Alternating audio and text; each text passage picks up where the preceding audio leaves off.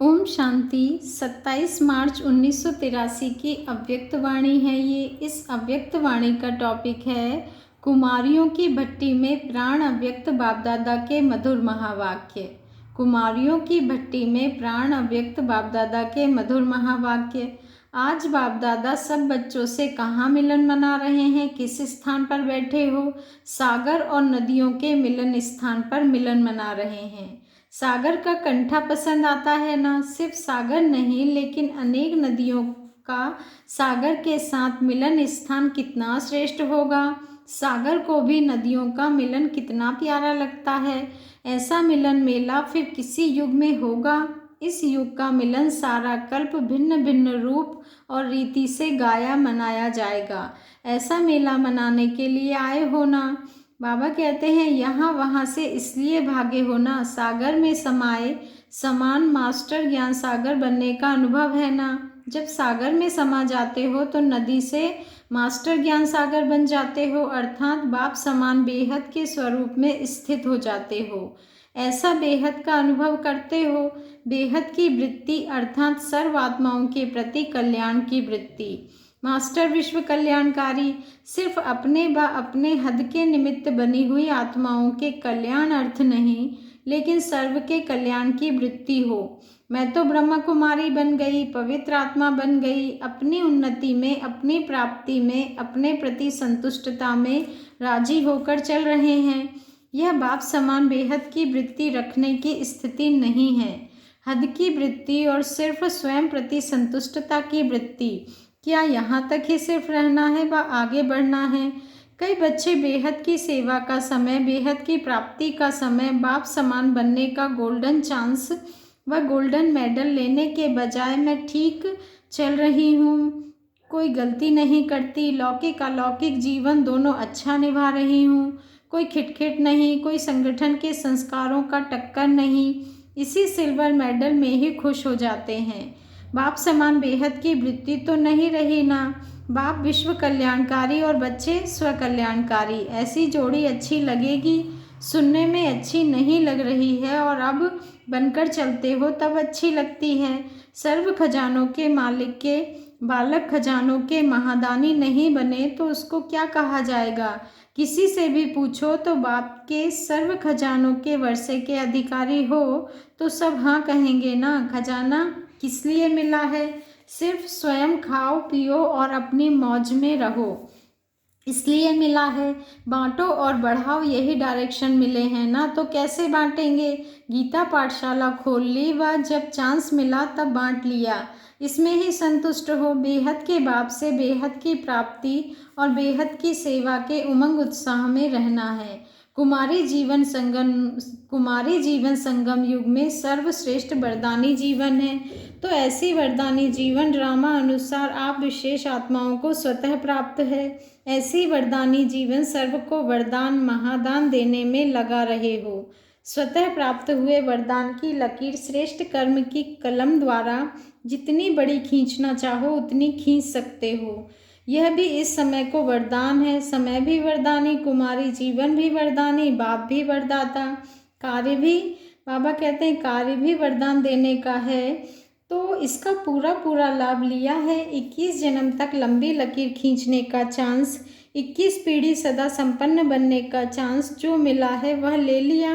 कुमारी जीवन में जितना चाहो कर सकते हो। स्वतंत्र आत्मा का भाग्य प्राप्त है। अपने से पूछो, स्वतंत्र हो या परतंत्र हो? परतंत्रता के बंधन अपने ही मन के व्यर्थ कमजोर संकल्पों की जाल है। उसी रची हुई जाल में स्वयं को परतंत्र तो नहीं बना रहे हो, क्वेश्चन की जाल है। जो जाल रचते हो उसका चित्र निकालो तो क्वेश्चन का ही रूप होगा। क्वेश्चन क्या उठते हैं? अनुभवी होना, क्या होगा, कैसे होगा, ऐसे तो नहीं होगा, यह है जाल। पहले भी सुनाया था, संगम युगी ब्राह्मणों का एक ही सदा समर्थ संकल्प है कि जो होगा वह कल्याणकारी होगा, जो होगा श्रेष्ठ होगा, अच्छे ते अच्छा होगा। यह संकल्प है जाल को समाप्त करने का। जबकि बुरे दिन, अकल्याण के दिन समाप्त हो गए। संगम युग का हर दिन बड़ा दिन है। बाबा कहते हैं संगम युग का हर दिन बड़ा दिन है, बुरा दिन नहीं। हर दिन आपका उत्सव है ना, हर दिन मनाने का है। इस समर्थ संकल्प से व्यर्थ संकल्पों की जाल को समाप्त करो। कुमारियाँ तो बाप दादा की ब्राह्मण कुल की शान है। फर्स्ट चांस कुमारियों को मिलता है। पांडव हंसते हैं कि छोटी छोटी कुमारियाँ टीचर बन जाती, दादी बन जाती, दीदी बन जाती, तो इतना चांस मिलता है, फिर भी चांस ना ले तो क्या कहेंगे। क्या बोलती हो पता है? सहयोगी रहेंगे लेकिन समर्पण नहीं होंगे। जो समर्पण नहीं होंगे वह समान कैसे बनेंगे? बाप ने क्या किया? सब कुछ समर्पित किया ना, वह सिर्फ सहयोगी बना। ब्रह्मा बाप ने क्या किया? समर्पण किया या सिर्फ सहयोगी रहा? जगत अम्बा ने क्या किया? वह भी कन्या ही रही ना। तो फॉलो फादर मदर करना है, वह एक दो में सिस्टर्स को फॉलो करते हो। इसका जीवन देखकर मुझे भी यही अच्छा लगता है। तो फॉलो सिस्टर्स हो गया ना। अब क्या करेंगी? डर सिर्फ अपनी कमज़ोरी से होता है और किसी से नहीं होता। अब क्या लेंगी? गोल्डन मेडल लेगी, वह सिल्वर ही ठीक है। कमज़ोरियों को नहीं देखो, वह देखेंगी तो डरेंगी। ना स्वयं कमज़ोर बनो, ना दूसरों की कमज़ोरियों को देखो। समझा क्या करना है? बाप दादा को तो कुमारियाँ देख करके खुशी होती है। लोगों के पास कुमारी आती है तो दुख होता है, और बाप दादा के पास जितनी कुमारियाँ आवे उतना ज़्यादा से ज़्यादा खुशी मनाते हैं, क्योंकि बाप दादा जानते हैं कि हर कुमारी विश्व कल्याणकारी महादानी वरदानी है। तो समझा कुमारी जीवन का महत्व कितना है। आज विशेष कुमारियों का दिन है ना। भारत में अष्टमी पर कुमारियों को खास बुलाते हैं, तो बाप दादा भी अष्टमी मना रहे हैं। हर कन्या अष्ट शक्ति स्वरूप है। अच्छा, ऐसे सदा सर्व बाबा कहते हैं ऐसे सर्वश्रेष्ठ वरदानी जीवन अधिकारी, गोल्डन चांस अधिकारी, 21 पीढ़ी की श्रेष्ठ तकदीर की लकीर खींचने के अधिकारी, स्वतंत्र आत्मा के वरदान अधिकारी, ऐसे शिववंशी ब्रह्मा कुमारियों, श्रेष्ठ कुमारियों को विशेष रूप में और साथ साथ सर्व मिलन मनाने वाले पद्मा पदम भाग्यवान आत्माओं को बाप दादा का याद प्यार और नमस्ते। और हम रूहानी बच्चों का रूहानी बाप दादा को दिल से याद प्यार और नमस्ते। शुक्रिया बाबा, शुक्रिया। कर्म भोग पर कर्म योग की विजय। कर्म भोग पर विजय पाने वाले विजयी रतन होना। वे कर्म भोग भोगने वाले होते और आप कर्म योगी हो। भोगने वाले नहीं हो लेकिन सदा के लिए भस्म करने वाले हो। ऐसा भस्म करते हो जो 21 जन्म कर्म भोग का नाम निशान ना रहे। आएगा तब तो भस्म करेंगे, आएगा जरूर, लेकिन आता है भस्म होने के लिए, ना कि भोगना के लिए। विदाई लेने के लिए आता है, क्योंकि कर्म भोग को भी पता है कि हम अभी ही आ सकते हैं, फिर नहीं आ सकते, इसलिए थोड़ा थोड़ा बीच में चांस लेता है। जब देखते हैं यहाँ तो दाल गलने वाली नहीं है तो वापस चला जाता है। दादी दीदी को देखते हुए बाबा ने कहा, इतने हैंड्स देखकर खुशी हो रही है ना। जो स्वप्न देख रही थी वह साकार हो गया ना। इतने हैंड्स हो, इतने सेंटर बढ़े, यह स्वप्न देख रही थी ना। क्योंकि हैंड्स की दादी दीदी को सबसे ज़्यादा आश रहती है। तो बाबा कहते हैं तो इतने सब बने बनाए हैंड्स देखकर खुशी होगी ना। भारत की कुमारियों में और विदेश की कुमारियों में भी अंतर है। इन्हें कमाई की क्या आवश्यकता है? डिग्री लेनी है। जब तक सेवा में प्रैक्टिकल नहीं की है तब तक डिग्री की भी वैल्यू नहीं है। डिग्री की वैल्यू सेवा से है। पढ़ाई पढ़कर कार्य में नहीं लगाया, पढ़ाई के बाद भी गृहस्थी में रहे तो लौकिक में भी कहते हैं पढ़ाई से क्या लाभ। अनपढ़ भी बच्चे संभालते और यह भी संभालते तो क्या फ़र्क हुआ। ऐसे ही यह भी पढ़कर अगर स्टेज पर आ जाए तो डिग्री की वैल्यू भी है। अगर यहाँ चांस मिलता है तो डिग्री आप ही मिल जाएगी। यह डिग्री कम है क्या? जगदम्बा सरस्वती को कितनी बड़ी डिग्री मिली। यहाँ की डिग्री का तो वर्णन भी नहीं कर सकते हो, कितनी बड़ी डिग्री मिली है। मास्टर ज्ञान सागर, मास्टर सर्वशक्तिवान, कितनी डिग्री है। इसमें MA BA, बाबा ने कहा इसमें MA ABA सब आ जाता है, इंजीनियर डॉक्टर सब आ जाएगा। अच्छा, कुमारियों के अलग अलग ग्रुप से बाप दादा की मुलाकात। वरदानी कुमारियाँ होना, धीरे धीरे चलने वाली हो या उड़ने वाली हो। उड़ने वाली अर्थात हद की धरनी को छोड़ने वाली। जब धरनी को छोड़े तब उड़ेंगी ना, नहीं तो नीचे उड़ेंगी।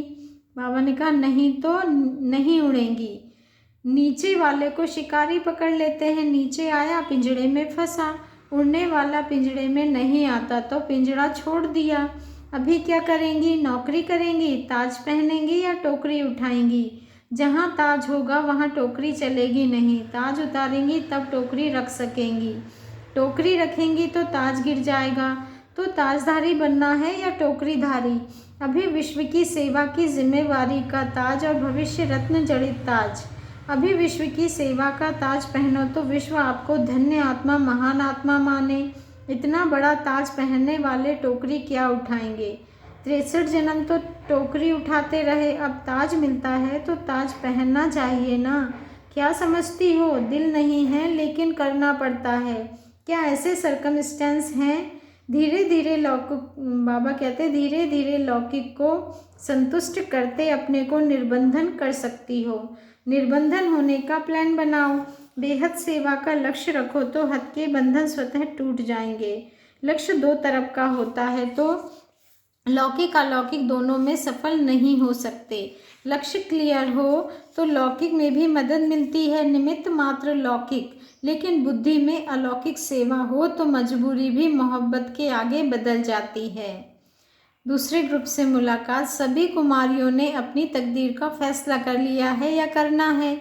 जितना समय अपने जीवन के फैसले में लगाती हो उतना प्राप्ति का समय चलता जाता है।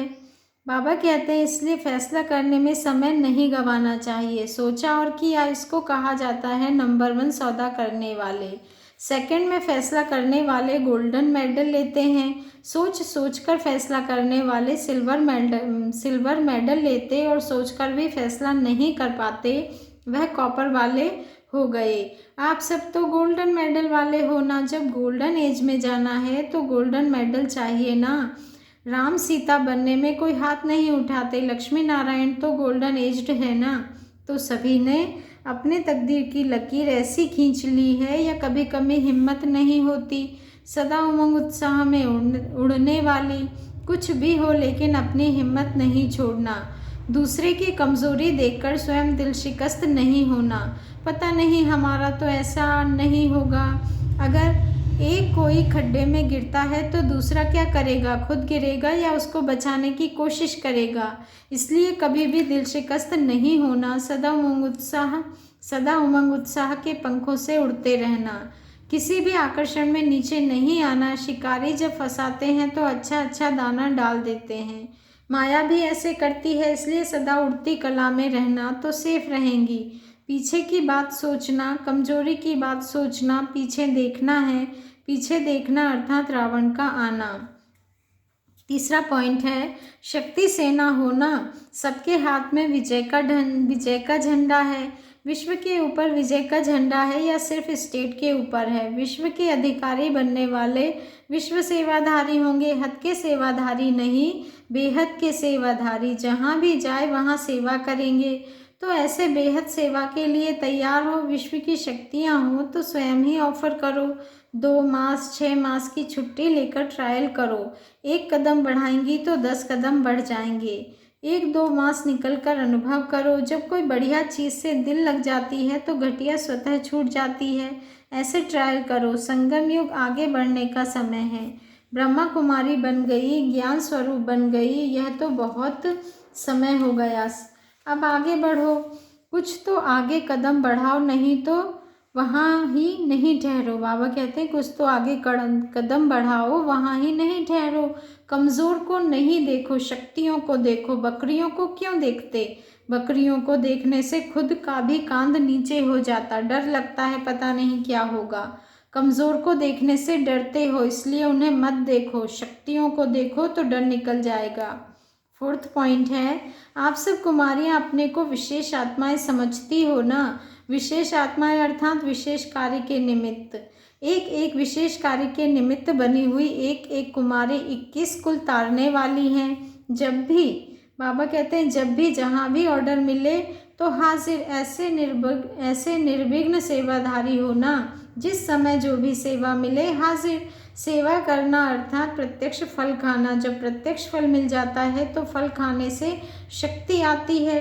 प्रत्यक्ष फल खाने से आत्मा शक्तिशाली बन जाती है। जब ऐसी प्राप्ति हो तो करनी चाहिए ना। लौकिक में तो 1 मास नौकरी करेंगे फिर पीछे तनख्वाह मिलेगी, यहाँ तो प्रत्यक्ष फल मिलता है। भविष्य तो जमा ही होता है लेकिन वर्तमान में भी मिलता है, तो ऐसे डबल फल मिलने वाला कार्य तो पहले करना चाहिए ना।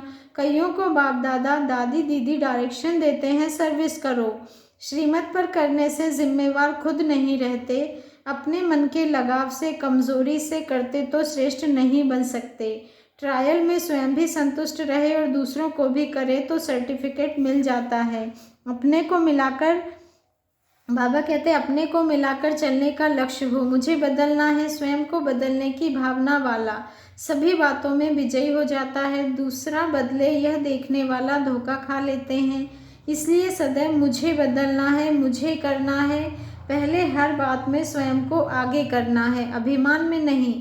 करने में आगे करो तो सफलता ही सफलता है। 5th पॉइंट है बाप का बनना अर्थात उड़ती कला के वरदानी बनना। इसी वरदान को जीवन में लाने से कभी भी किसी कदम में भी पीछे नहीं होंगे, आगे ही बढ़ते रहेंगे। सर्वशक्तिमान बाप का साथ है तो हर कदम में आगे है। स्वयं भी सदा संपन्न और दूसरों को भी संपन्न बनाने की सेवा करो, किसी प्रकार की कमी अनुभव ना हो। सर्व प्राप्ति स्वरूप इसको कहा जाता है संपन्न। किसी भी प्रकार की रुकावट अपने कदमों को रुकाने वाली ना हो। उड़ती कला वाले किसी भी बंधन में नहीं आ सकते, सर्व बंधनों से मुक्त हो जाते हैं। संगठन में सफलता पाने का साधन ही एक है, स्वयं को बदलना है। संगठन में सफलता पाने का साधन ही एक है कि स्वयं को बदलना है। दूसरे को बदलने का नहीं सोचना, लेकिन स्वयं बदलना है। जो मोल्ड होने जाना है, बाबा कहते हैं जो मोल्ड होने वाला है वही रियल गोल्ड बन जाता है। क्या थे और क्या बन गए, यह भाग्य देख सदा हर्षित रहो। बाप की बनी अर्थात महान बनी। अभी अनेक आत्माओं को महान बनाने की सेवा करो। 6th पॉइंट है सेवाधारी आत्माएं चलते फिरते याद और सेवा की लगन में रहती है। सदा बाप के परिचय द्वारा सर्व आत्माओं को बाप के समीप लाने का प्लान बनाती रहती हैं। लौकिक काम करते भी यही याद रहता है कि मैं ट्रस्टी हूँ। जिसने ट्रस्टी बनाया वह याद रहेगा ना। बाप और सेवा के सिवाय और कुछ नहीं। लौकिक कार्य निमित्त मात्र। लौकिक कार्य भी बाप की याद से सहज और सफल हो जाता है। जब स्वयं की प्रारब्ध बन जाती है तो दूसरों की प्रारब्ध बनाने के बिना रह नहीं सकते, क्योंकि स्वयं को जब अच्छी चीज़ का अनुभव होता है तो औरों को प्राप्ति कराने के बिना रह कैसे सकते। ऐसा उमंग सदा रहता है ना। अच्छा, होली की मुबारक। सभी रंगों में श्रेष्ठ रंग कौन सा है? बाप के श्रेष्ठ संग का रंग। ऐसा रंग जो सदा ही लाल बाप, लाल घर, लाल बच्चे, ऐसे लाल रंग से सदा रंगे हुए हो। यह रंग तो लगाया है ना। इस लाल रंग के संग का रंग ऐसा लगाया है जो 21 जन्म तक नहीं उतरेगा। चाहे कितना भी भट्टी में डालो नहीं उतरेगा ना। ऐसी होली मना ली है या मनानी है? ऐसा होलीएस्ट बाप होली बच्चों से रूहानी होली मना रहे हैं। ऐसी होली जिससे सदा होली बन जाए। होली मनाना क्या, लेकिन होली बन गए। मनाना थोड़े समय का होता, बनना सदा काल का होता। वह होली मनाते आप बनते हो। ऐसी रूहानी होली मनाने वाले सभी होली बच्चों को मुबारक हो गई होली। रंग पड़ गया ना, लाल हो गए ना। बाप के लाल बन गए तो लाल हो गए। अच्छा, ओम शांति। शुक्रिया बाबा, शुक्रिया।